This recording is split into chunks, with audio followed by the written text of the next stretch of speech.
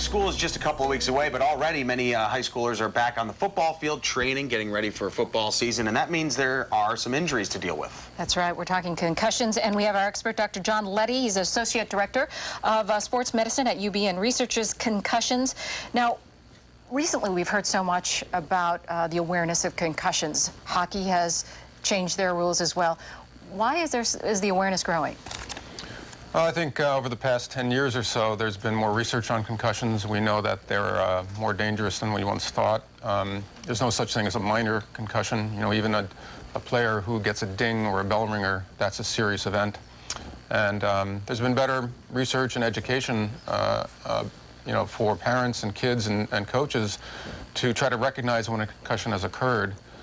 And there's a state law in New York now that at the high school and scholastic level, if an athlete is even suspected of having a concussion, the athlete is to be removed from the game or the practice and can't return to play until he or she sees a doctor. You know, and we know that, you know, helmet and padding can only do so much, but what can players do to prepare themselves better to kind of reduce the risk of getting a concussion? Well, I think you can't eliminate the risk of concussions in sports, but you can mitigate it. And one way to do that is to have good equipment. If we know that new helmets, for example, in football are better than old ones because they haven't taken so many hits. And I think one important thing is that coaches have to teach players how to tackle properly, or in hockey, how to absorb a check properly. So coaches teaching the younger players how to properly tackle, not with their head, keeping their heads up, wrapping the player up, etc. There are a number of ways to do that, and you can therefore change sort of the culture of hitting in football. Yeah. And what you may find out too down the line is that much like with pitch limits in Little League baseball, you may see actual hitting limits in practices now for younger athletes. That makes sense. Yeah. What are some of the signs?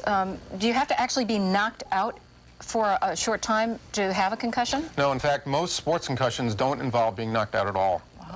The vast majority involve no loss of consciousness. The most common symptom after a concussion is temporary confusion, sort of not knowing where you are, being dazed, or brief loss of memory for the event. Headache, nausea, dizziness, off balance, sensitivity to light, these are all symptoms too. And what's important for adults is to recognize these symptoms and then take the athlete out. Sometimes the athlete doesn't even know he or she's had one or doesn't want to admit it, but you can often see when someone's had a concussion. You can actually see that. And trainers and coaches should be well aware of those signs and symptoms. Just very quickly, we have about 20 seconds left. What can happen if you don't get it checked out and you just continue to play and get hit? Well, that's the problem. If some athletes in the United States have actually been seriously harmed or killed by trying to play through the symptoms of a concussion and getting another head injury before they've recovered. And then, you know, with the NFL data now, we're worried about the risks of repeated concussions over time.